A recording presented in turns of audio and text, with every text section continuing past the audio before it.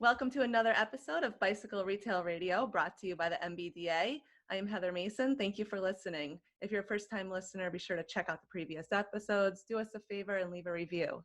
As always, the MBDA is thankful for our donors and association members.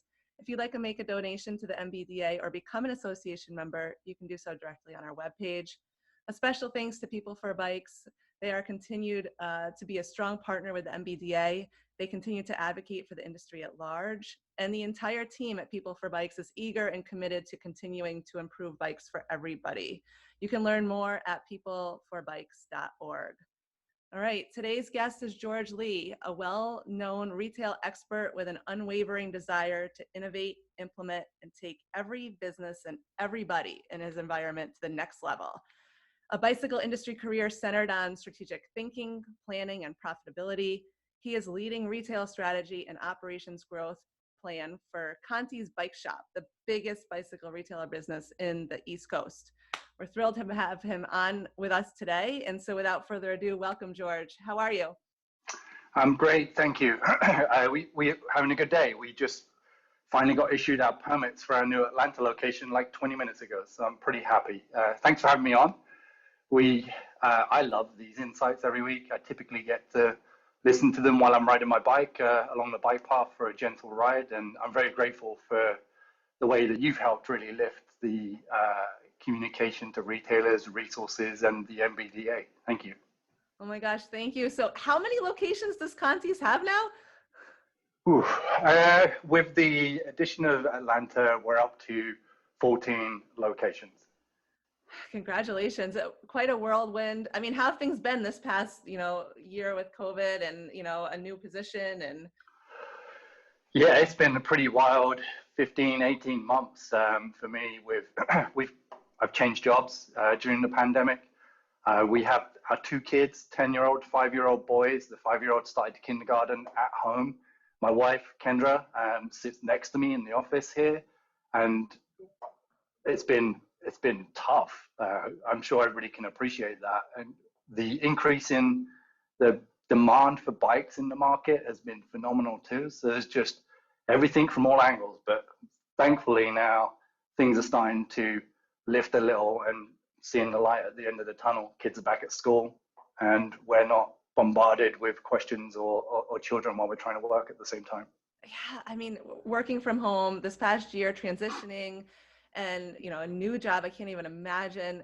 I feel like the stressors that everyone is feeling, bicycle retailers as well, as we're kind of navigating these times that we've never been through before. It's more important than ever. I've been riding. I took a ride this morning, every day getting on the bike. Are you still able to get out, George, and get a ride in? I try. If I'm honest, most of my good rides happen at 5, 6 a.m. midweek. It's the only time I can get in while everybody's asleep at home. There's no work drill going on, so I have to just wait, see what the weather's doing, and I try and ride as much as possible, but kids' sports on the weekend take up most of the time. And I found that Zwift was my friend during the winter, and about 18 to 24 months ago, I discovered that the gym is a really great way to stay conditioned when you don't have enough time to be on the bike. So I would like to ride more, and I'm really happy that events are starting back up. I can't wait to do some endurance events like Leadville or Shenandoah 100.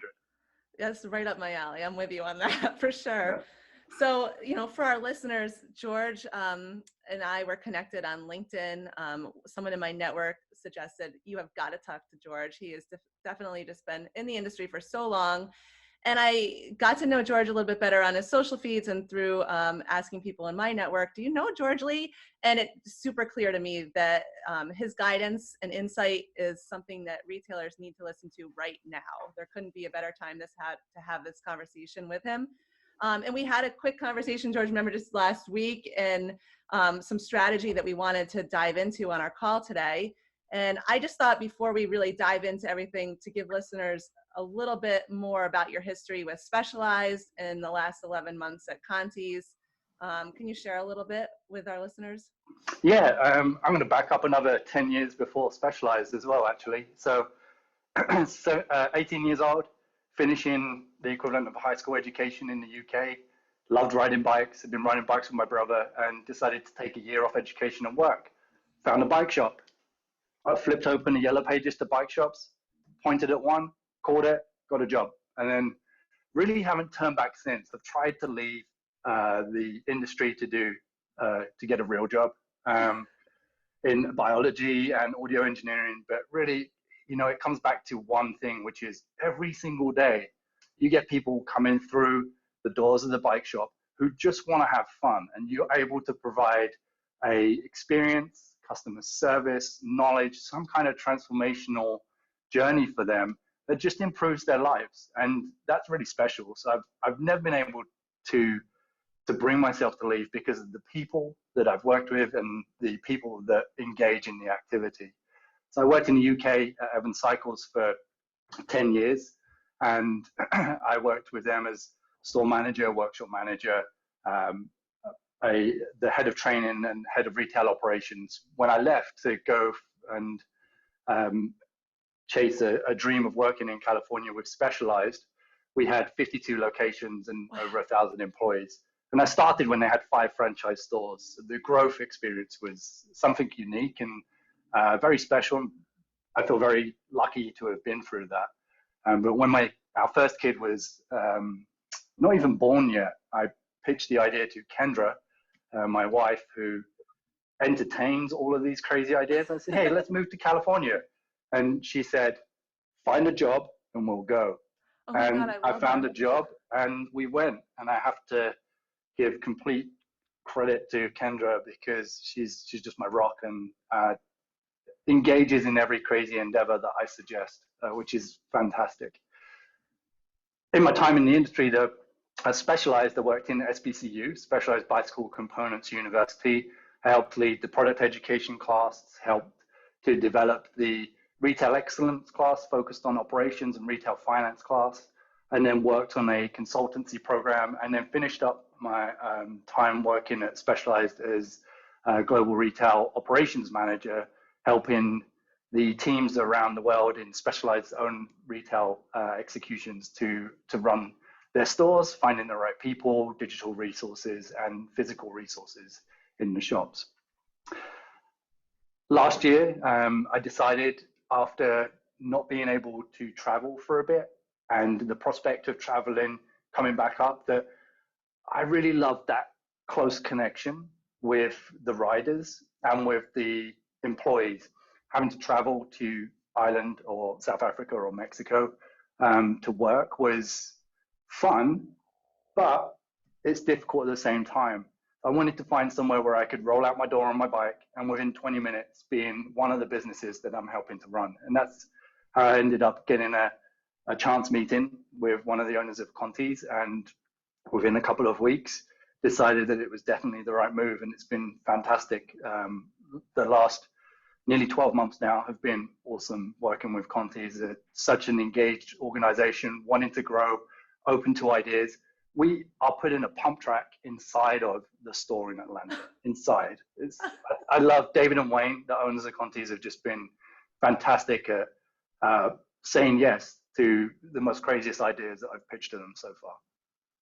Oh my God, George, what a dynamic path in the industry. And being a past Specialized retailer who has seen SBCU and what SBCU can do for a retail environment, just getting the staff educated, the owners educated, being part of that, George, and now being a part of Conte's, and Conte's is so well known, and bringing these dynamic thoughts to the table. This is a fantastic, fantastic path. Thank you for sharing. I'm just thinking you've probably worked with hundreds, possibly thousands of retailers over the years, touching on everything from marketing and strategy and this kind of like out of the box entrepreneurship like type of thinking, right? Like, how do we become better? How do we engage riders? I think this moment right now, you refer to this being a time that retailers could refer to almost a position of luck. I know you use that word, right, George? A position of luck. What can you dive into that a little bit? How can a retailer can look at this as like, it's been trying? Yeah, I have had the luxury whilst in Evans, with working with hundreds of people in specialized, working with probably close to thousands of retailers all over the world. And the thing that strikes me is that there's this winning combination, and it's very prevalent in the industry just because most of the time this is a passion play for a lot of businesses, for a lot of owners. And it's the combination of three things predominantly that drives that luck. It's the people you have working for you, it's the passion that they have for the activity, and it's the community that surrounds the business. And those three things are really what drives a lot of retailers to be successful. And when you have all of those elements, you're going to really win. But there's a foundation that helps the biggest and the best, or the most successfully in terms of engagement, retailers drive forwards more, and that's operational excellence. So when you have that foundational operational excellence, you have good people, you have good passion for the activity, and you have a winning community surrounding your business, then you start to see some retailers really elevate themselves, survive all the tumultuous times that we have in recessions, pandemics, changing marketplaces, changing local demographics because of developments that are happening. And there's a few retailers that I think have done this incredibly well in terms of combining all those four elements together. There's Eric's, there's Mike's. We know those two are big and successful because of the way they scaled their operational side of the business and given a platform for the people who are passionate to engage the community. And then there's a couple of other smaller ones that I would encourage the listeners to check out online. Strictly Cycling in New Jersey. Nelson, the owner there, is the perfect example of somebody that is operationally savvy, passionate, and engaged with the community. There's a bike society, which is in New Zealand. The owner of Matt Dunstan is exactly the same. He combines that business acumen with the community and the people. And then Bicycles Quilico, the owner Mark in Montreal, he has 7 locations now, and it's exactly the same thing. It's just driven by pure passion. There's lots and lots. In fact, I would say the prevailing number of bike shops out there are basically incredibly lucky operators without operational excellence. And in the last year, there's been a lot of strain on business, and the lack of community has really shown through in terms of, if you're operationally savvy this last year, whilst the increase in business has been difficult to handle, the interactions with customers, when you have those operations in place, is still smooth. You're able to pivot and manage, and you're not just running on that lucky combination of people, passion, and community, because the passion and the community have basically been taken away from any interactions. So when you have dialed operations, it allows you to easily manage your store whilst you're in a high stress state. Yeah, this past year, many retailers have really had to dial in everything. And we've been talking a lot about retailer excellence with our rebrand of our America's Best Bike Shop program. And right now we do have that. We have this moment that's been high stress, and we've had to look at every single thing and really take this opportunity to say, okay, we can make this better, we can make this better, and now's the time to shine. I love that you brought up Strictly. As a New Yorker, I know Nelson and his team well, and yeah, you're right, they're so engaged with the community. I think everyone stops there on the way out of, for their ride, escaping the city. All right, George, so let's dive deep then and talk about how we should address the future, where retailers, our listeners, should focus and strategize on. And you wrote to me in an email that retailers should develop their specific retailer experience. And I think this means like your personalized branding. And I'm thinking maybe that's what you're referring to, that retailers should strengthen what it means to shop at their store. Is that what you're saying when you say specific retailer experience? Yeah, exactly. It's something I think that's innate when you first start your business. And I think this phrase comes from Seth Godin, where he's talking about local businesses. If you're local, custom, and connected, you're always going to be relevant. And when you first start, you're very engaged. You just want to do everything you can to serve the local community. And that can sometimes dwindle as things change and routine crops into your daily habits. you need to lean super hard into your own personalized branding. It all comes from the people. Your people are your strength. Your people are your business. And by your people, I mean your employees. The employees that you have really help to drive the community. They help to drive your product selection because of what they use, and they completely drive the vibe of the store. And all of that equates to your specific retailer experience. You need to amplify that. So you need to first of all figure out what it is. Then you need to amplify it in every element of the business, whether it's the design of the store, the artwork you use, the types of events you engage in, your social platform representation, how you recruit people, and the products that you select. When you can keep that crystal clear in your mind and in the business operations, then you can maintain that local, custom connected relevancy. Oh my God, George, I'm sitting here, I'm thinking, so often in life we see something that we like and we want to be like that, right? We see a shop that we think is doing well and we want to emulate that. Or we see someone walking down the street in an outfit and we want to wear that same outfit. But really, that's not good. That's not what makes us unique. That's not why we opened up our bike shop in the first place. That's not why we're in this industry. It's because you had an idea and you thought you could do it better and you thought you could do it uniquely you. When you're saying your staff too, I'm thinking I did an interview with Shauna McCann from Mojo Cycling in Arkansas just last week, and we chatted about bike shop and the culture of the shop and her staff. But what about for the shop owner who has forgotten either their culture, their uniqueness? Like, how do they go ahead and develop that back, George?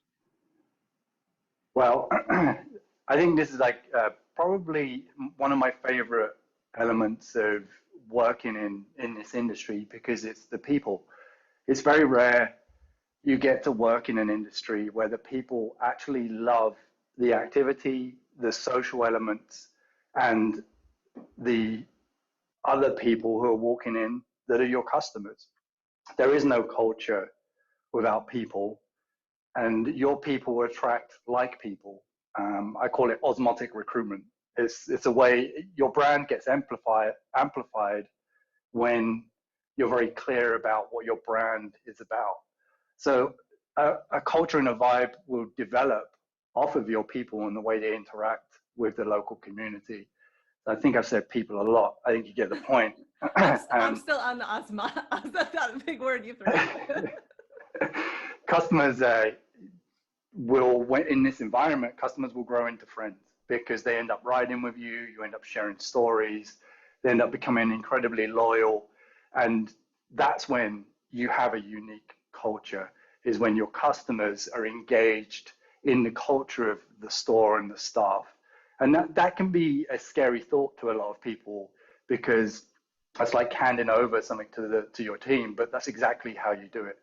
When you've got that vibe going, when you've got those cool group rides and you've got people hanging out in the shop, you're walking down the street and people are saying hi because they recognize you are from that bike shop. That's the point where you need to think to yourself, okay, I need to take this tacit culture and start to focus on defining it so that I can make it explicit and be more aligned in every area of the business. And that breaks down into basically three main spots, which is your values. And the easiest way to define your values is actually to ask your customers, what do they value? What are the attributes of your business that they value? And ask friends of the shop what they value. Then there's a vision statement. That's something that's very concise. It's very clear. It's where you're heading. It's how you want to change the local market. It's how you want to change the local riding. It's how you want to change the world. It's very clear. And then there's your mission statement, which is very specific in how you're going to achieve that. After definition, you should use this as a guide to stay on track and refer to it often. Get it printed and displayed for staff to see. Make it sure you're using it to make any choice in the business. Somebody approaches you with a service, somebody approaches you with a product, somebody approaches you with an opportunity to partner locally. Does it match up with your values, your vision, and your mission? Once you've validated that whole piece, you should also use it in the recruitment process. don't recruit people based on their experience, their knowledge, their qualifications. Those are really great nice to haves. What you should do is find people that are passionate about riding and align with your values. When you find people that are passionate about riding and align with your values, your culture will start to perpetuate itself. Your culture drives the community. Your community drives that local, custom, and connected feel that your business has. I can't stress enough how important I think this element of developing culture is to an organization. But don't fight when your culture starts to change. Culture will shift over time, and that's totally fine. You just have to go with the flow. You have to update your values. You have to update your vision and your mission to adapt to that change in the marketplace, in the demographic, or in the people that you've brought into the business. You've just got to make sure that it's not detrimental to your profitability or the people that are in your business and in your community as well. I like to think of this as kind of trying to foster a culture of saying yes to the people who are highly engaged and align with your values. Because whilst their ideas may be slightly different from your own, they're going to be completely complementary to the way that your culture is developing over time. And that organic development of culture is something that keeps it fresh and keeps it interesting and will keep attracting people rather than stagnating and seeing your team start to normalize in terms of performance and then dip when there's nothing new going on that's stimulating them. So it's almost like a puzzle. Like first you have to sit down and define your mission and vision. And it's like your why, right? It's like you have to define that. If you don't have it written down, if it's not on your website, if it's not in your employee handbook, make sure everyone knows your mission and vision. And then what you're saying is when you're looking to hire people and bring them onto your team, make sure that their personality, their stance and why they want to work for you aligns with your mission and vision. George, you're the second person who, said this. We had Jeff Cayley, owner of Worldwide Cyclery, on, and I actually, I kind of did a bad thing. I stole a screenshot of his mission and vision off his website because it was that cool. And him and I got connected because of that. But yeah, it's so important. And have you read the book Traction? That's a great book, right? I love that book. That's on my list of recommendations, and I think it's the best one for defining a process for defining your vision, your mission, and your values. Yeah, it's fantastic. Gino Wickman is the author. Yeah, it's a fantastic book. All right. Okay. So you're saying engaging with your community, and you're saying if this is all happening and, maybe we'll naturally engage with your community, but I think some shops are genuinely struggling on connecting. I think it's easy because I'm an outgoing person, and I think I ran my retail environment just the way you said. We are very authentic. We invited people on rides, but I think some shops are struggling with engaging with their community, but they know it's important. Is there any, like over the course of your years in the industry, is there any way that you have witnessed this executed like to perfection, or any tips for retailers who want to be unique and really become like the soul of their community?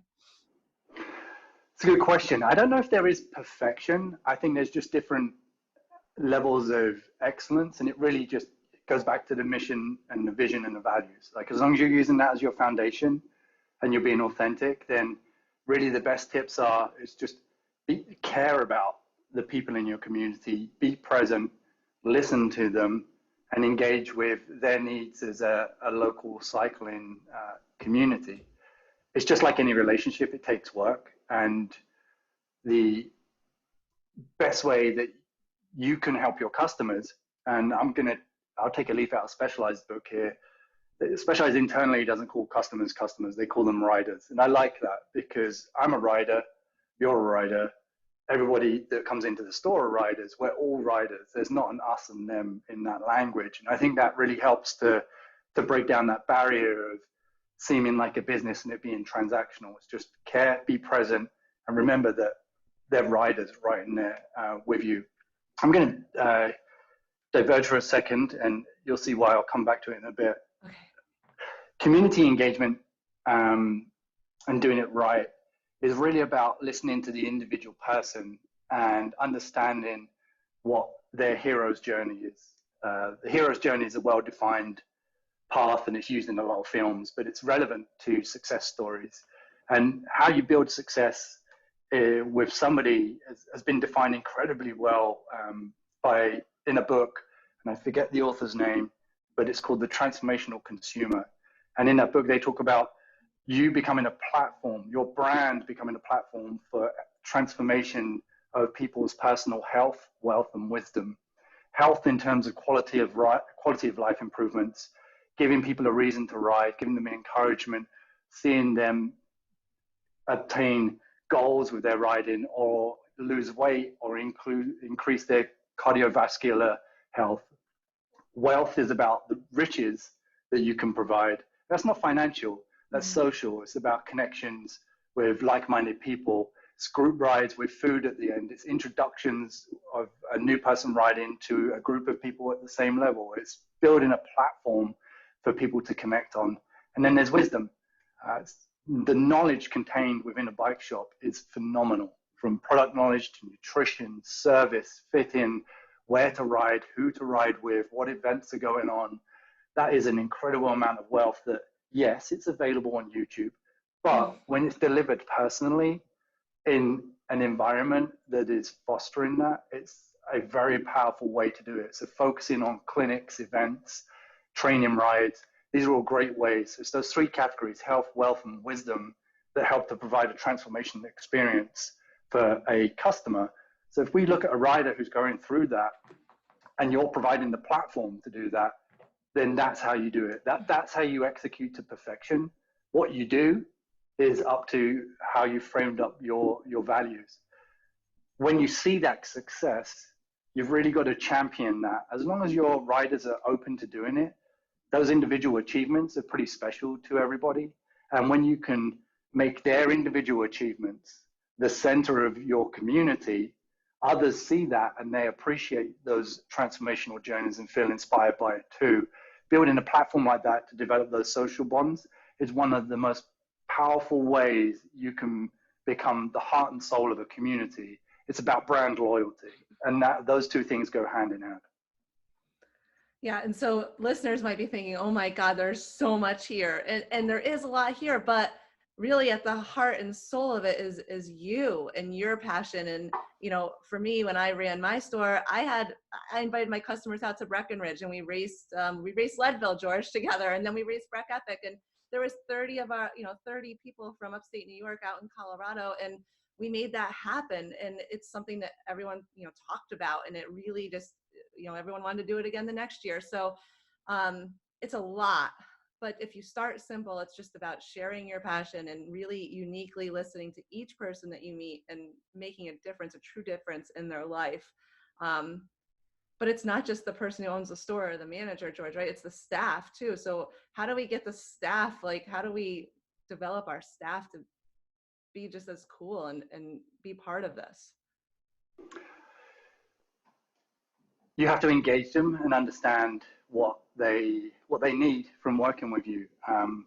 We have one of our managers currently in Conte's, works out of our Boynton Beach store in Florida, and regularly he takes his RV and 30 to 40 of his friends who most are customers, and they drive all the way to Bentonville, and they have a weekend in Bentonville and they ride. And just knowing that your staff want to do that, encouraging it, and just make it part of your overall culture and experience. That's a development opportunity that very much focused around that individual's unique motivation. And I think it's very easy to lose sight of providing development opportunities to your team. I've been there recently. I've been there in the past many times. There's lots of things get in the way just operationally. And team size makes it incredibly hard too. You've got a small team, there's not much opportunity for people to develop in the business. There's a few things they do, but then suddenly they hit a ceiling and compensation becomes an issue at some point, and knowing what's going to motivate them and give them room to grow can be tricky. And in a large team, it's the opposite end of the scale. There's opportunities, but managing that many people through the process, it takes time. Each one of those situations is hard, but the solution is the same regardless of the size of the business. And we get down to the nuts and bolts. It's just about providing a clear framework of what needs to be done operationally within the community, or physically in the store to help people grow. So the first thing that I would say is a stepped approach. Define your responsibilities in the store and the tasks. There's a great tool called a versatility chart where you map out the tasks on the row 1 as the header of the columns. And then in column 1, you write people's names down. You let them self-assess. They say 1, 2, or 3 is the grading. 1 means that they need training. 2 means they're competent. 3 means they're the best and they can train others on that process. If you actually sit down and map out all the tasks, there's roughly 120 to 140 operational tasks to run a retail store on a weekly basis. 120, George? I've done that exercise a couple of times. It's anywhere between 120 and 140 tasks. It's kind of scary when you actually map it all out and you're like, wow, that actually there is a lot here. So I'd encourage everybody to go through that process. And then you let your staff self-validate how they see their skill set within that specific task. And they're normally pretty honest. And then you get an idea of where the skills gaps are and where to train what people on what elements. Dovetailing onto that, you have your tasks defined. You're going to do those tasks over a regular cadence, typically over a repeating weekly basis. So you can take those 120 tasks, some you'll do every day, some you'll do once a week, and you divide them up over a day, and that ends up being a book with a checklist of tasks day by day, which is effectively a standard operational processes guide. And then that helps anybody else see how to run the business. And you'll find that people who want to develop and grow will start to use that tool themselves to help you run your business. So having this framework and this structure explicitly defined really helps. And then coaching people to do certain tasks. You've really got to set expectations of what's supposed to be done if it's their first time doing it, or when it's supposed to be done, deadlines. And one of the things that I've learned being the head of training for Evans Cycles and looking after the development of 1,000+ people was that everybody interprets instructions differently, and you need to set yourself a goal of what's acceptable as a result. 80% was my goal. If I described something to somebody and I could see in my head how they should execute it, I would get to 100% if I did it. But if somebody else got to 80, I would call that a win and leave it. I wouldn't tell them what they did wrong or what they missed. I would take that as my opportunity to improve how to communicate next time with them specifically. And you have to recognize in that process that what one of the 3 learning styles, verbal, visual, or kinesthetic, those people will relate to, and make sure that you're giving them the opportunity to develop that skill set within the framework of their own learning styles. I appreciate that there's a lot of information here, but the staff development takes a lot to do it right, and you're going to get it wrong, so you have to embrace failure. When your staff messes up, that's okay. It doesn't matter. There's going to be another opportunity to get it right. No one should be punished or diminished. It's key to just be supportive and focus on challenging them to grow. And I've got another book recommendation for people. Multipliers is a fantastic read. It's by Liz Wiseman, and it's about different styles of leadership, very much embracing failure and being assertive and challenging your staff. One of the best pieces of advice in that book is, after you've delegated the task and someone says, I've finished, without looking at the work they've done, ask them, is this your best work? 9 times out of 10, that person will turn around and go and do it better without even getting feedback on what's wrong. That's really, really fantastic book. What a deep dive into really operational excellence. And for someone who's really looking to take their team and really elevate their team to the next level, it elevates your business environment to the next level to have this task chart, to build this guide out. And gosh, George, as you were talking, I was remembering like my first job at a retail bike shop. I was so the owner told me to merchandise the clothing section and helmets, and he just let me go, and I did it, and I thought I did an amazing job, and he came back and he's like, oh no, this is awful, do it all again. And I was like, oh my god, a little bit of guidance would have been better. But yeah, 80% goal, I love that, because you might be able to do it, I might be able to do it to 100, but the person that we're developing might not be there yet, and that's okay. 80% is a good way. Lots of good book suggestions. I guess we talked about leadership, and we talked about Liz's book, and supportive and challenging and expecting great work. But as a leader, and as a leader yourself, George, how do you continue to grow, learn, and evolve? What are you? Is it books? Who's your role model? Or It's a good question, and it's a really hard question. It takes work. It takes a lot of hard work to grow and develop as a leader. I've mentioned a few books, and I actually am terrible at reading. I read very slowly. I have a mild form of dyslexia, and it's very words jump around on the page. So I actually listen to audiobooks when I'm driving, or sometimes when I'm riding my bike. But I think the best thing you can do is figure out where your opportunity for growth is as a leader. I don't want to say weakness. It's just an area that you haven't focused on yet, and put effort there. For me personally, that's having empathy for my team. It's having an open mind after I've decided on a path, and being open to complete change. Those are the two things that I've had to work really hard on, and still have to work really hard on. And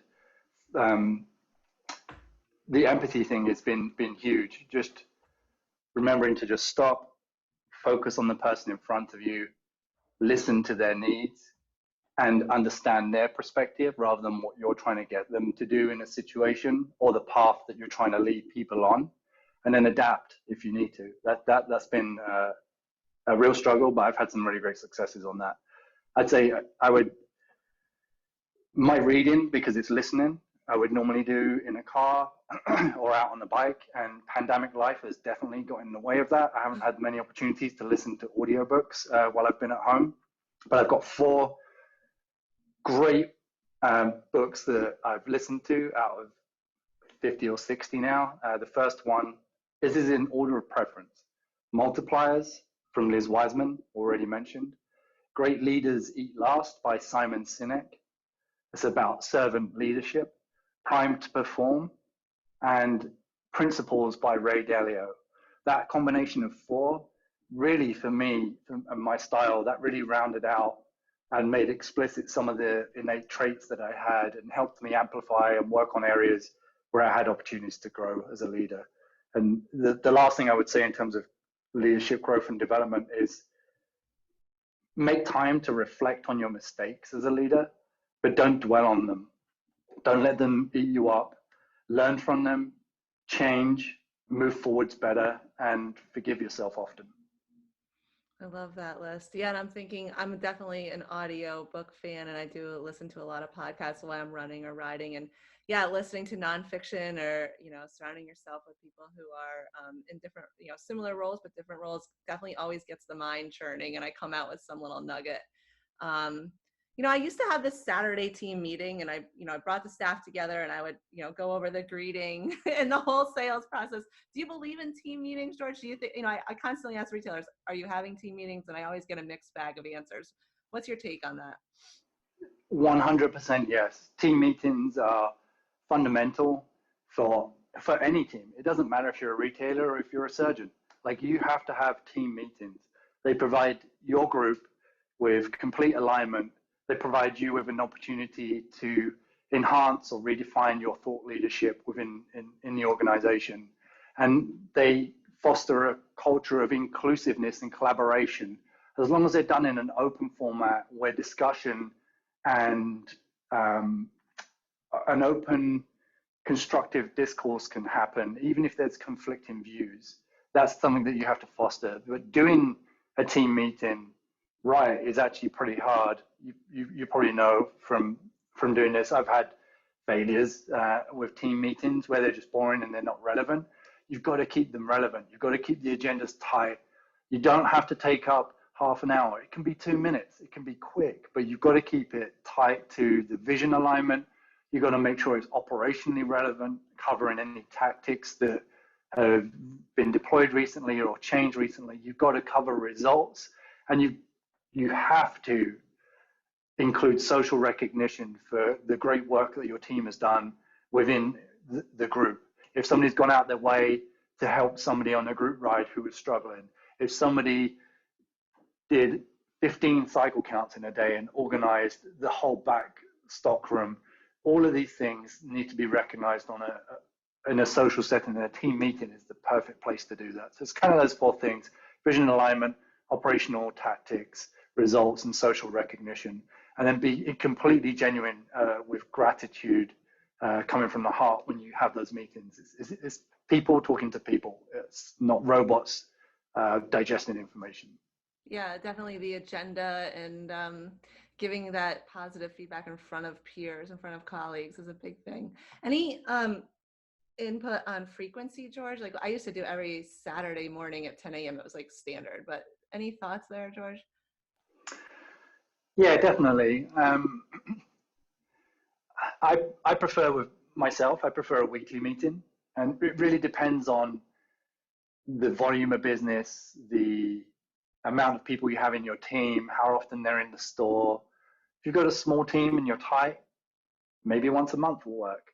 If you've got a large team and you're part of the bigger organization, then a weekly meeting will probably work better too.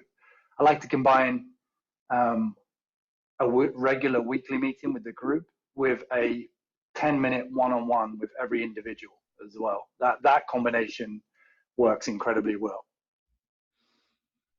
All right. Okay. Let's shift gears a little bit here because I think we could go on about the team, for some time. I want to talk about data and ecom. Ecom, this, has grown significantly over this past year and continues with local listings. We're seeing locally in the news, click and collect. Just let's start broad. Any tips for retailers in the ecom world, George? Yeah, totally. Having been at the brand level and the retail level now in different capacities, is very simple. Embrace as much of the digital solutions that is operationally viable for you. You should partake in every single one of the vendor programs out there, and you should make sure that your online experience is simple and easy. Smart e-tailing, one of the best ways to do this. They have really simple plug and play multifaceted solutions that can be utilized and are fully integrated with every vendor. So just do whatever is operationally viable for you. Everything that's offered at the brand level is really how the future is going to drive. Yeah, there's a lot of resources being available right now to retailers, and I'm constantly like, do this, get involved, take advantage. And there's many considerations with ecom, and data integrity is a big part. And we talk about inventory management and PO processes. And, it used to be the days where you would close down once a year to like do your whole inventory, but it really needs to be a constant thing you're constantly on top of. I'm thinking about some, thoughts you have on as we're striving to be excellent retailers in this regard. Anything you can give to that, George, on, how to be really smart with your inventory management and your PO process? Yeah, data inventory integrity is, I can't emphasize enough how important this point is. Bad data in your system will result in bad customer service, and that will result in bad reviews. And that's bad for everybody in the experience.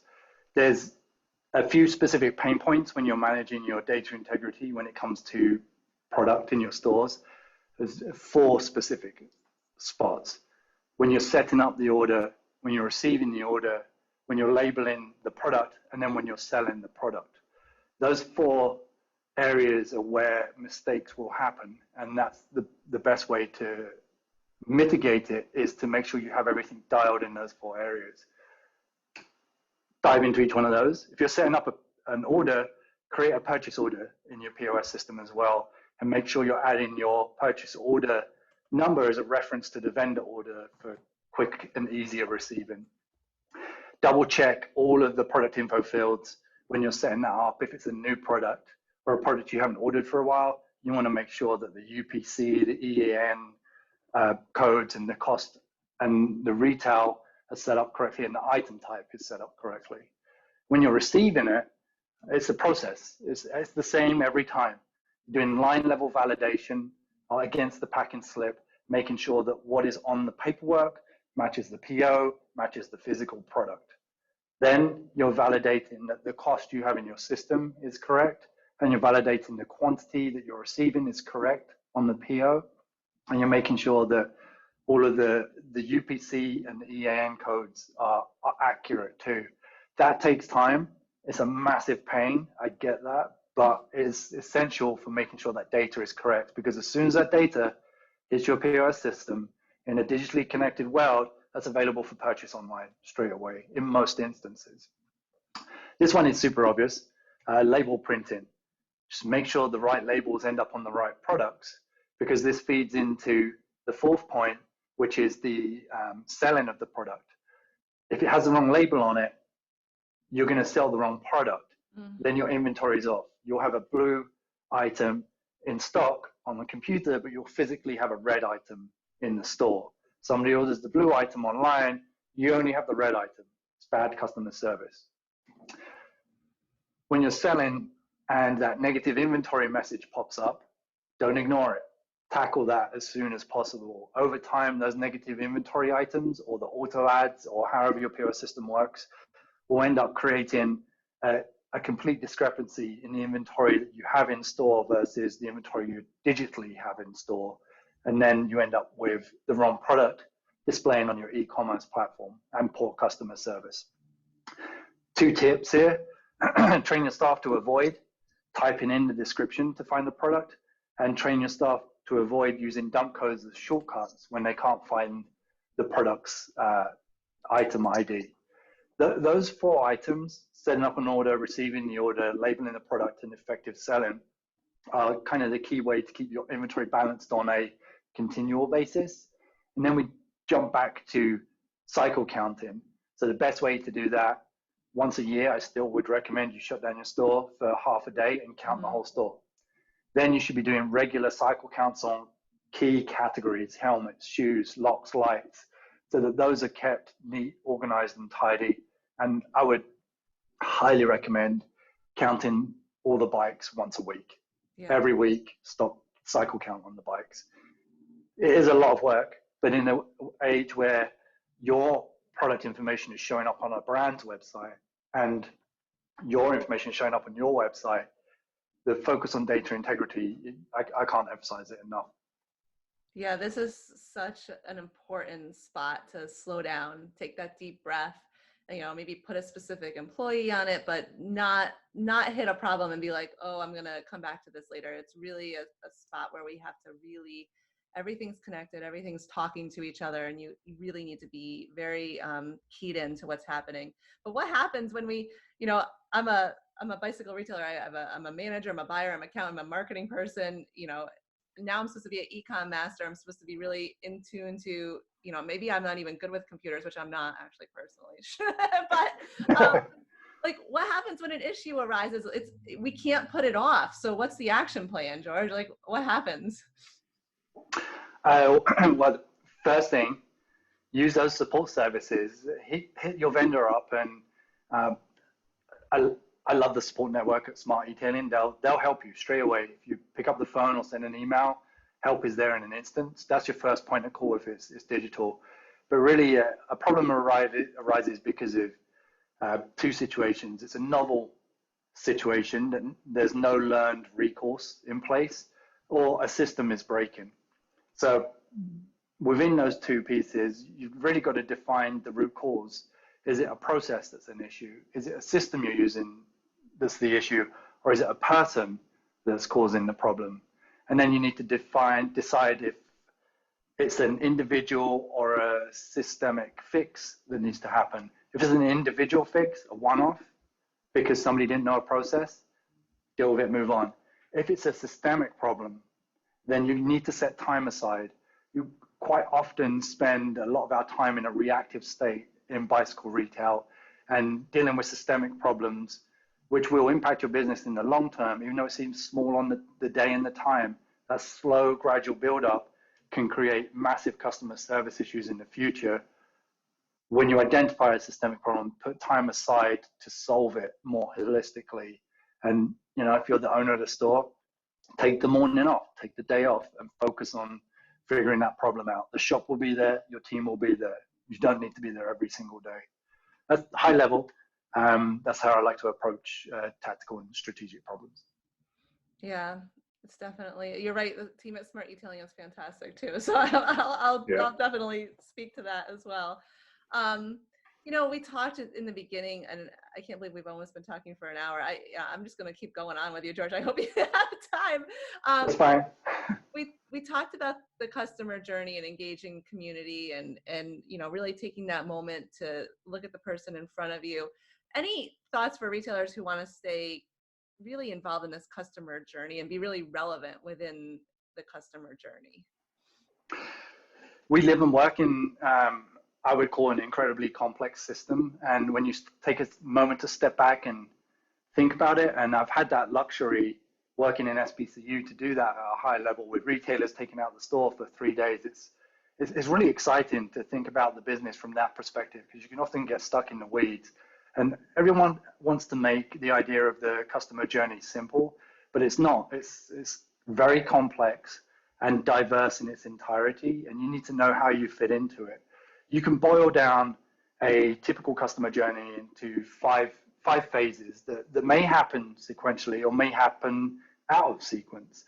That's awareness, consideration, purchase, retention, and advocacy. You have to cut that bit out. I'm going to pick up from advocacy. Okay. Retailers' touch points in the journey are throughout those 5 phases, and they're very deep. And the best thing you can do is, like we said earlier, identify your values and apply them to every phase of that customer journey. Otherwise, there's so many options and so much choice that it can be very overwhelming. So you've got to figure out on where your strengths are.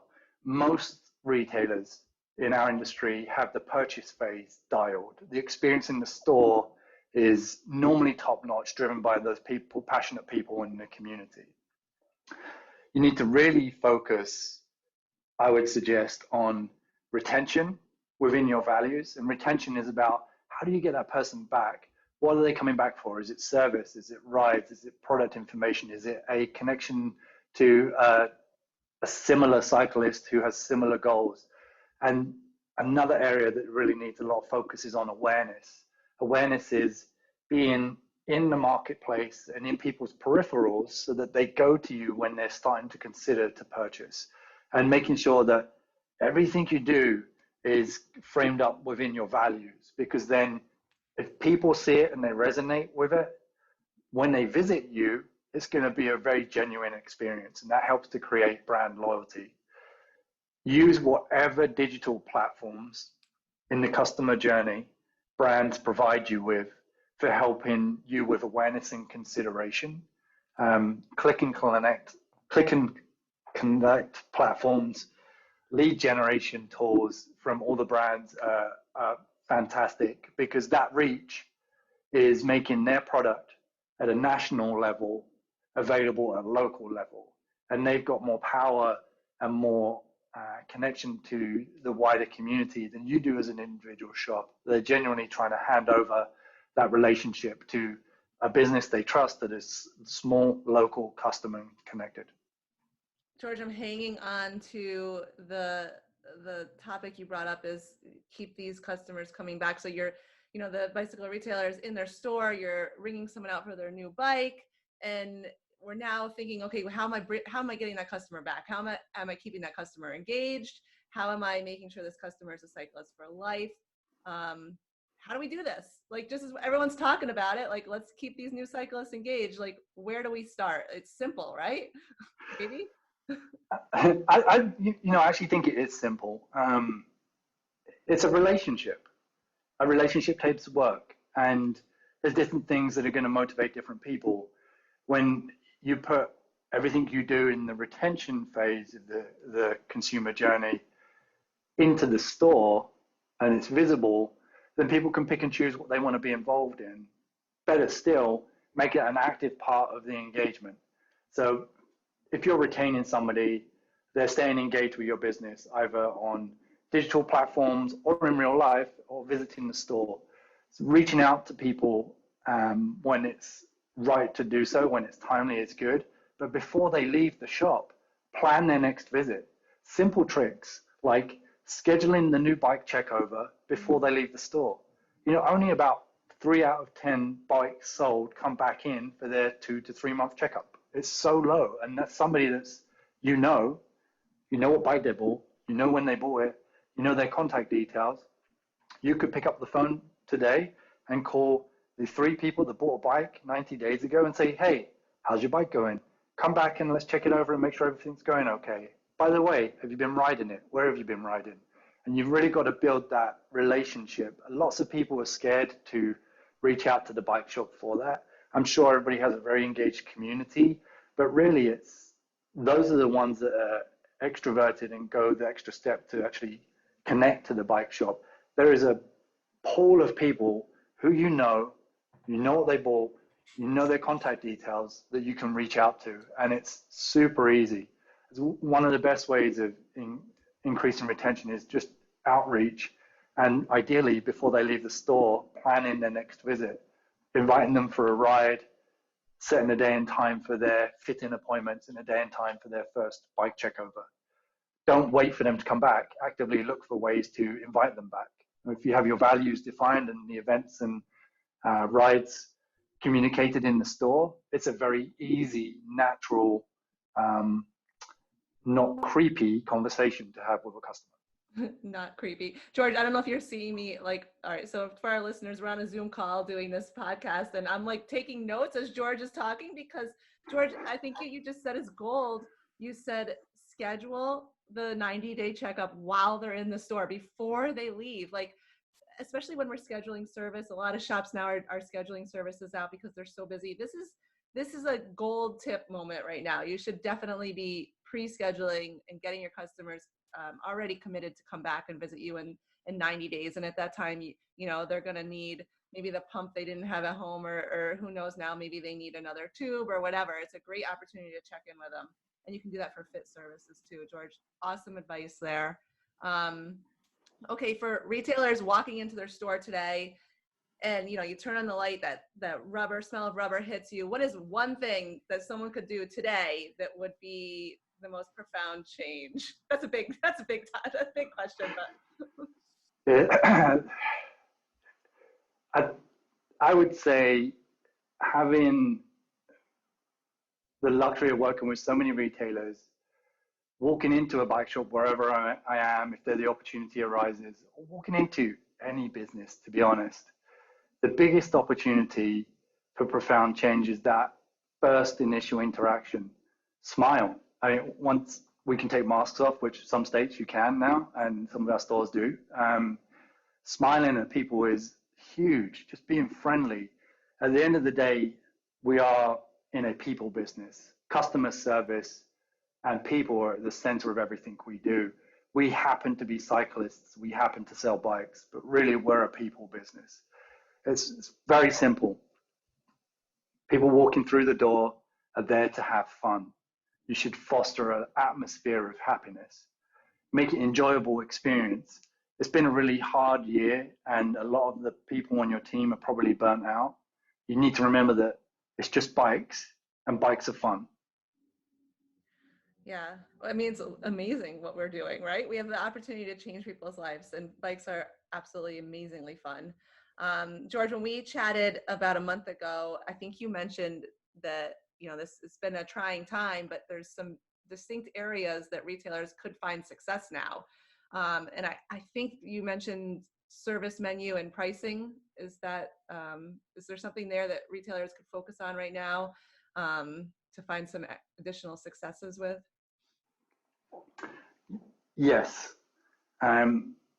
If any of the listeners have been to one of my classes in SBCU, which I imagine a few have, then they've all heard this before about service menu, but the service menu and the way you go about setting it up is a really easy way to, one, make the selection of the service easy for the customer, the rider.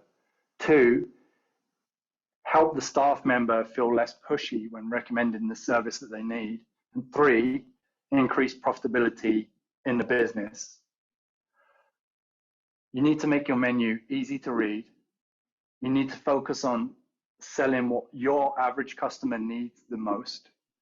And you need to make it simple to understand. The first part about making it simple to understand is you get rid of the checklist of items that you'll cover in a service. You don't say true wheels, adjust brakes, adjust derailleurs, check hubs, adjust bottom bracket. Get rid of that description. Talk about how the bike is going to feel after the work is done. That makes it more real for the average person reading the menu. The second part about the language is the naming logic. In psychological terms, this is called priming. If you have a service that everybody should have done once a year, call it the annual service. Pretty simple. It's really basic. And I've actually done a lot of research into this whilst working at SBCU, Specialized Bicycle Components University.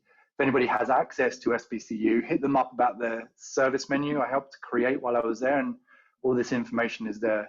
The second part of the service menu is about the pricing structure. Psychologically, this is called anchoring.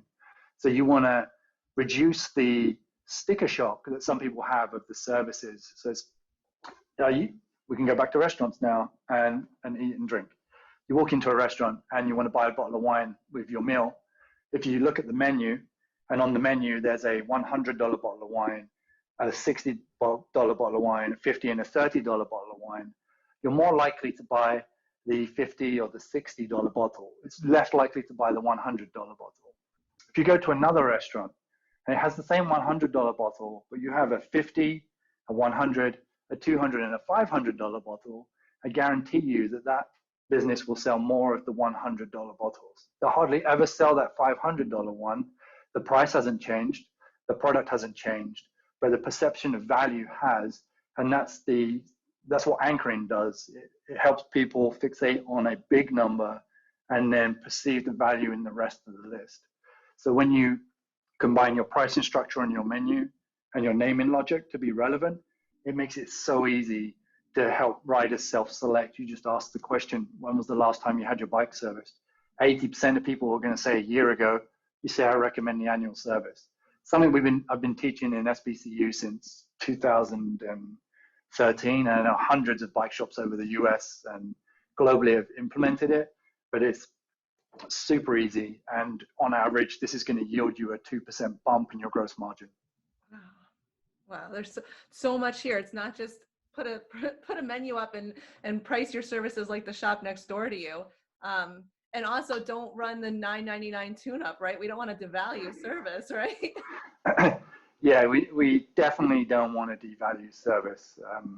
Service is super important. And you're absolutely right. I don't know what happened at some point in history.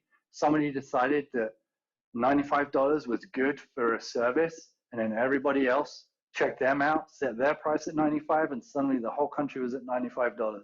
What you should do with pricing your service is to make sure it's relevant for your operation. Don't worry about what other people are doing. Focus on how you can make your services profitable for your business.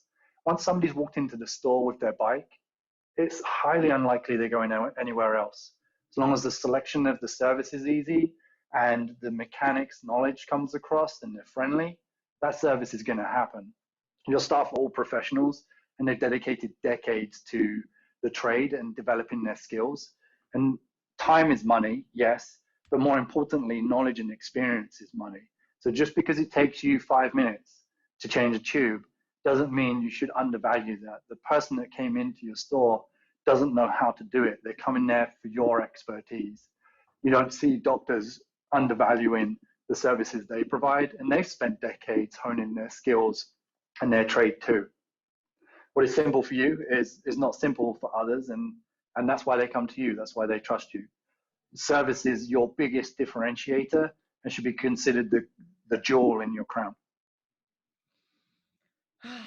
You know, all right. So now I'm thinking about this $9.99 tuner. You know how there was this shop who always gave this like really inexpensive tuner. It devalued.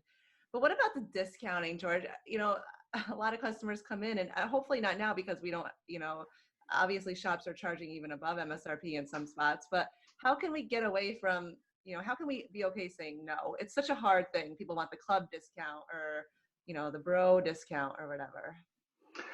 You know, the teams and club discounts I actually support as long as that team is giving back. Are they engaging in the community? Are they leading group rides? Are they bringing people into the business? If there's riders on teams that are just collecting a discount, you got to look at what they're doing. Have they brought anyone in? The answer is no. Look at how much money you've lost. If you take a look at your bottom line, if your net profit is the industry average as of a year and a half ago of about 5% net of gross revenue, then if you're discounting any more than 5%, you're effectively losing money every time you sell something to those riders. And I like to support teams and clubs as long as they're giving back. What I like more is an ambassador program where they can be affiliated with a team or a club, but their discount is specific to them as an individual, helping to lead group rides or lead clinics or help get kids into mountain biking. But the bro deal, I despise. It's detrimental. There's some markets in the US, like SoCal, has been completely devastated by the bro deal culture that happens. And I'm sure there's other markets that I'm not aware of in the same position. Discounting is a completely learned habit for both the customers and the staff, but they do it for different reasons. The customer does it when they don't see the value in the product you're selling or the environment in which they're making that purchase. The staff do it as a tool to close a sale when they don't feel confident. So tackling it is a two-part process. The easy part is telling your staff to say, no, we don't do discounts. The hard part is them actually doing it. But it's actually a pretty easy fix. For a really great quick tactic on saying no to discounting and giving a tool to your staff member who has been relying on it for years, I'll role play this for you. Okay. Customer asks for a discount. Your staff says, how much discount would you like? Let's pretend the bike's $1,000 and the discount's 10%. So this customer says 10%. And the staff then says, great, let me show you some bikes of the same style at $900. Oh. They don't have to say no. And the customer's got two choices to make: buy the bike at $1,000 or meet them where they wanted to spend the money at. And that works incredibly well. It takes all of the awkwardness out for the staff member. Then the flip side of that is, how do you improve the customer seeing value? So that's a bit of a bigger exercise. And this is going to sound crazy, but display less bikes. So quite often you'll walk into a store, and maybe not now, but quite often you would walk into a store and hopefully no one's discounting at the moment. There's really no reason to be discounting right now. But there would be racks and racks of bikes where you just see tires and tires and tires and tires. And you've got $600 bikes next to $5,000, next to $12,000 bikes, and you've got 200 bikes on your sales floor. When you walk into that environment, there's a diminished perception of value in the product because it seems like a big box store, and you look like a discounter. And really, you're selling luxury goods. Bikes are classified as luxury goods because of the price point. So you've got to think about, how do people sell luxury goods? You don't walk into a Tesla showroom and see racks and racks of Teslas, right? You don't walk into a jewelry shop and see racks and racks of jewelry, unless you're in a Claire's Accessories. That's a good analogy. So you walk into a jewelry store and they've got it presented, the lighting's good, and there's just one there. And maybe they've got more, but they're under the counter. They present that one item with value. I've done this a couple of times with retailers. I'll tell you about one specific case study. I won't tell you the retailer, but it's in the LA market. The store had 280 bikes on the floor on display, and we had an opportunity to work with them and say, hey, look, let's try this, present less but with more value approach. So we partitioned off some of the floor space for storage, and we put the vast majority of bikes into that storage room, and then focused on presenting the unique models. That whittled down to about 42 bikes. So we went from 200 plus bikes to 42 bikes on the floor. Oh, Just immediately. just Sorry. just as an experiment, George. Like you just like got the retailer to do this experiment with you. Yeah, there was a lot of trust, and it was something that we'd wanted to try while working at Specialized. It's something that I'd wanted to try with the retail team for a while. And after execution, we then took that results and started implementing it elsewhere with other retailers. So the store still had the same number of bikes. It was just that most were in storage, like duplicates, sizes, colors, etc., all out the back, present the unique models. So you get rid of all the 3-tier racks, put them into the storage, put the bikes onto platforms, put the bikes onto the top of displays, put the bikes in just 3 waterfalls, and you represent your whole road lineup within 5 bikes. You just have one model from, you have one representation from a specific model, and the impact was overnight. So they went from an average unit value of $1,600, which at the time was the average for the LA marketplace, to $2,800 within a week. And it was the same customers coming in. They did no marketing, they didn't push anything. They just focused on presenting those bikes with value. And suddenly the high-end bikes were moving quicker. They were moving in more numbers. The low-end bikes moved at the same rate, and nobody asked for a discount, because when they walked into it, they could see the presentation of value.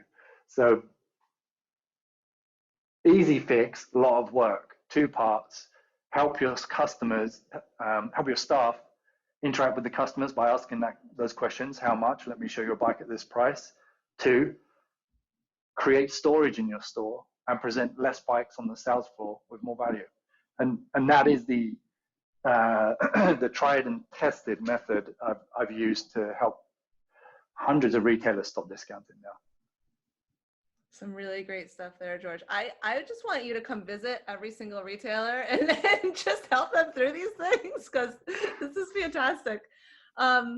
You know, supply is rough, and I'm really worried and nervous for retailers going into the summer months, you know, until product starts coming back in what we think late fall now. Looking for other sources of revenue. Is there anything in bicycle fitting and services around bicycle fitting that you think retailers could shine right now? Yeah, totally. And I think we all know that Specialized and Retail were heavy into fitting, and I worked side by side with the fitting team whilst at Specialized. And there's so much missed opportunity with fitting. There's, I don't know, probably close to 50% of the fit studios in stores out there are just not being used, and not being used at the rate they should be. It's very easy to get a fitter and a fit studio in nearly every shop in the country to be working 7 days a week from open to close with fits. Quite often, the people I've worked with in the past will reach out to communities and teams and clubs to try and grow their fitting business, when in actual fact, your fit market is right there in front of you and you know who they are. Every cyclist has most cyclists, I'm going to say 99% of cyclists have 2 hands, 2 feet, 2 sit bones. And those contact points with the bike are the same, whether you're on a bike and riding your kids to school, or you're entering into Leadville.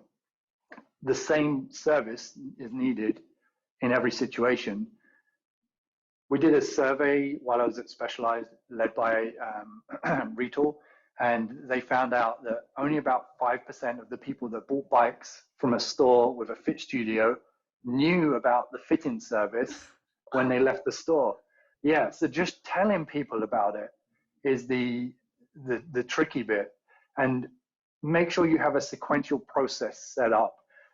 Fitting is a staged approach, right? You've got sizing, then you'll have saddle selection and shoe selection, and then you have a full, what we call a Conte's precision fit, or a Retail motion capture fit, a Retail.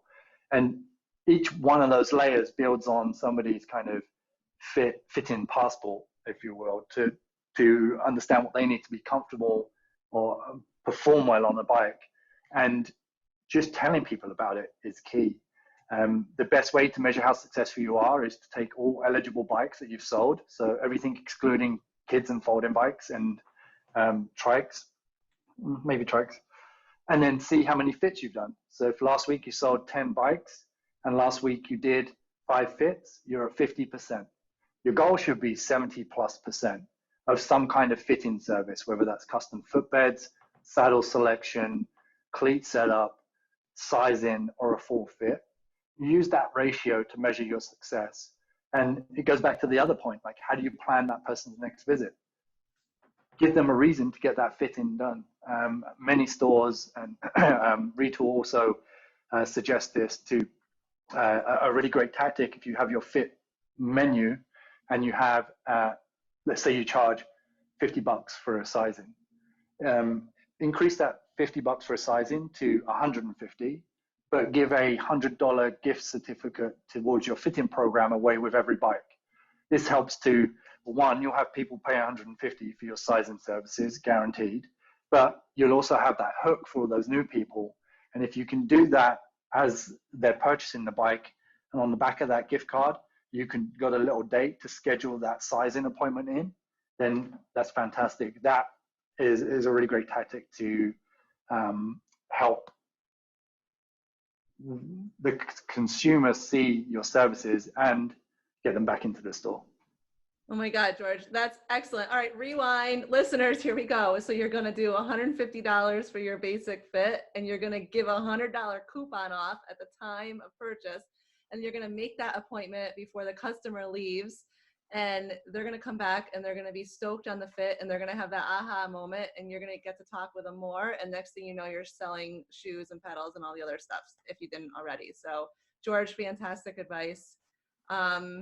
Okay, so just a few more questions for you. I was surfing around on your LinkedIn page, and with Specialized, you were the global program manager for Rider First Retail, amongst many other things. But in thinking about Rider First Retail, I know this probably aligns with many things we talked about earlier, but I want to make sure listeners know about Rider First Retail and how they can adjust their actions to be more Rider First. Yeah, the naming is good. It was effectively a consultancy program. It took 9 months of three months of understanding the business, business integration, and then 6 months of working with the store to make sure they're providing everything they can and put in the customer-centric approach to the business. That comes where the name comes from, Rider First Retail. And one of the key exercises to doing that is a process called a hassle map. And I'll quickly explain a hassle map. You have to put yourself in the end user's shoes and identify from inception to success every single pain point along that journey. And that's a hassle map. It's all the hassles you'll have to work your way through to be successful.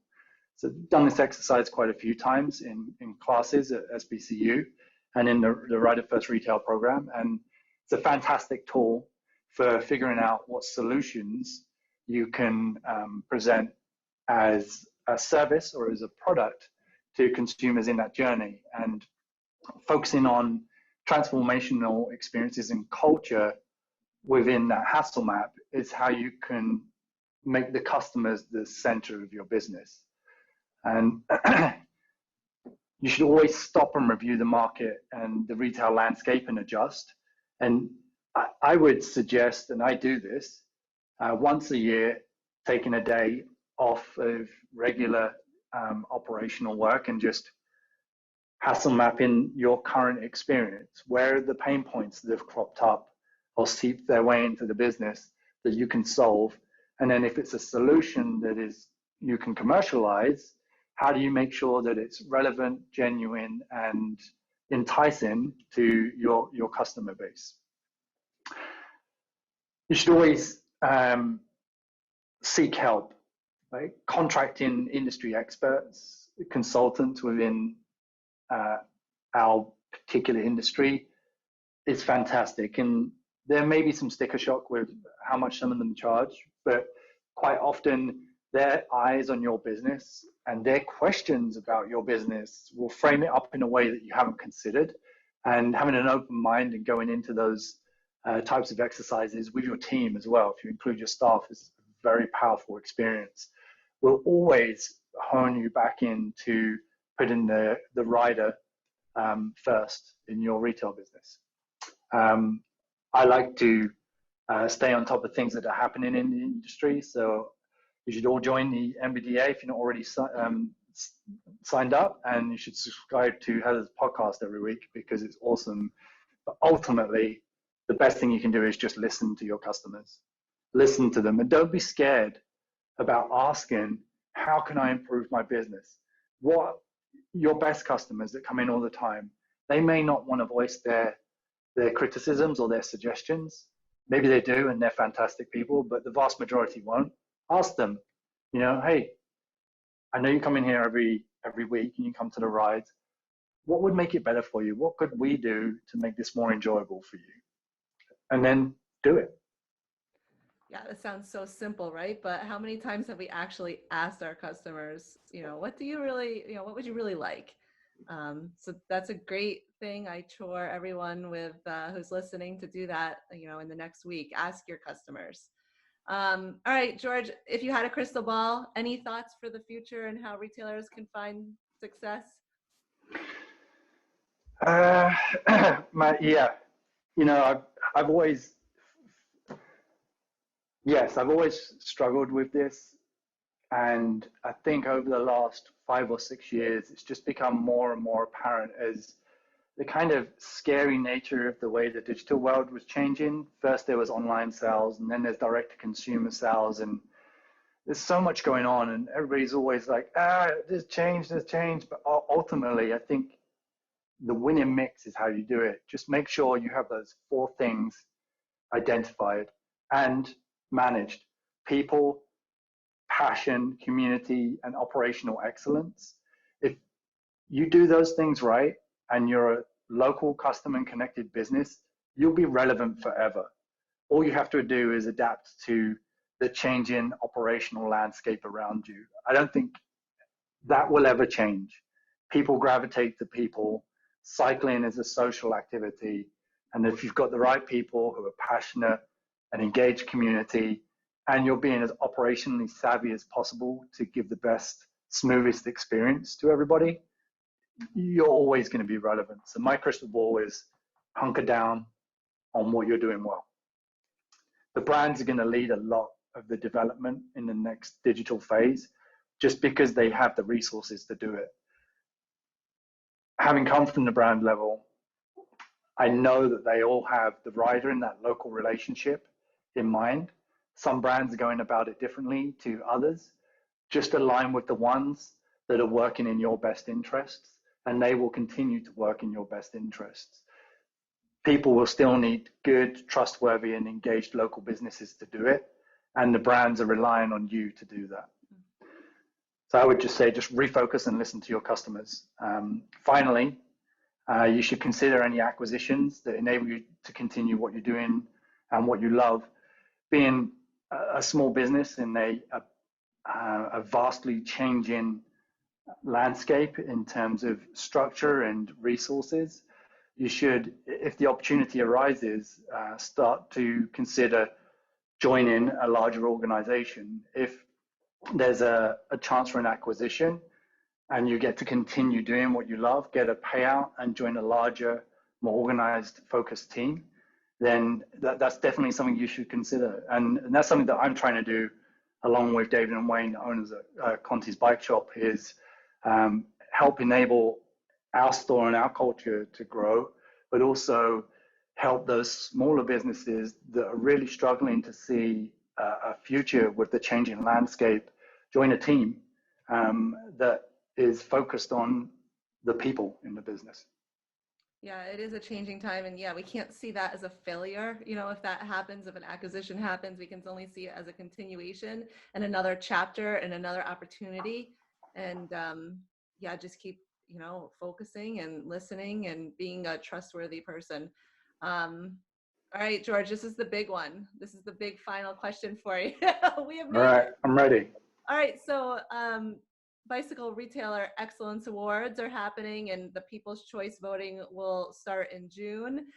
Bicycle Retailer Excellence Awards are meant to award retailers who are really being excellent in many different areas of retail excellence. In bicycle specialty retail, what does retail excellence mean to you? What does that look like? My mind automatically adapts to perceiving this as a customer. So I'm going to share that perspective in how I answer. And it's a blend of a few things. Physically, the design, the vibe, the materials used, the lighting, the features should be creating a relaxed, cozy, and approachable environment. There should be a showroom of display of bikes with backstock for inventory, like we discussed. Digital interactions on the sales floor where it's possible. Having your website just on the touchscreen in the store is a fantastic way to help people navigate what you have available and what vendors have available, even when it's not in the shop. It's better than spinning the screen around, calling someone from behind the counter. Making sure your team all have warm smiles and friendly greetings. A coffee, beer, or food component for increasing that ride hub feel, the start and stop point that all the local cyclists want to come to. You should have top class, friendly, engaging service crew with a bar where people can sit down and watch their bike get worked on, very interactive nature, and a production workshop out the back where people can't get interrupted. Fitting should be front and center in the experience. I don't know any cyclists that, one, don't like talking about bikes, and two, don't like talking about their body. When you combine those two, fitting is an incredibly powerful experience for people. And rides and events all should be focused on a transformational experience. So being inclusive, setting goals, helping people achieve those goals, and then socially congratulating them with the rest of your community. And then I'll switch to a business perspective, and this is pretty simple. Clear reporting and communication within the team so that people know where they're at and where they're going.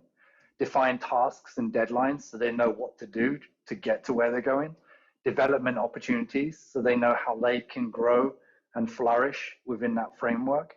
And valuing your service, making sure that your services you offer outside of product are valued in the highest regard.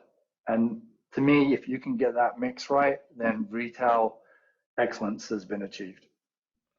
So many great things there. I love that that your brain went to answer from the customer's perspective, and yeah, retail excellence right there. I feel like we're gonna have to like take the whole podcast and let people listen to it, but also maybe put it in print because there's so many good tidbits in here, George. I think we're gonna have to do some more stuff together. You're just a true industry expert. I can't thank you enough for coming on. If the listeners want to contact you, if they want to learn more about anything that we chatted about, would you provide your contact information? Yeah, happy to do so. My email address, you can email me at g.lee@contebikes.com. And you can find me on LinkedIn. George Lee, Conte's Bike Shop will get you a result pretty rapidly, and be happy to help as long as it's not a conflict of interests. I'm more than happy to help lift the industry. George, you are fantastic. Thank you so much. I know you put a lot of effort into the conversations with me, meeting several times, so can't thank you enough. And our listeners, this is a definitely listen once, listen again type of show. That is it. I invite you to connect with me. Come on Bicycle Retail Radio, share your story with our listeners. You can contribute to our blog or become a feature on our member spotlight.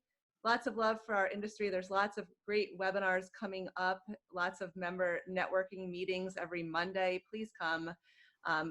Go ahead and subscribe to the show on Spotify, Apple Podcasts. Share your favorite episode with friends on social media. And with this, we go. Peace.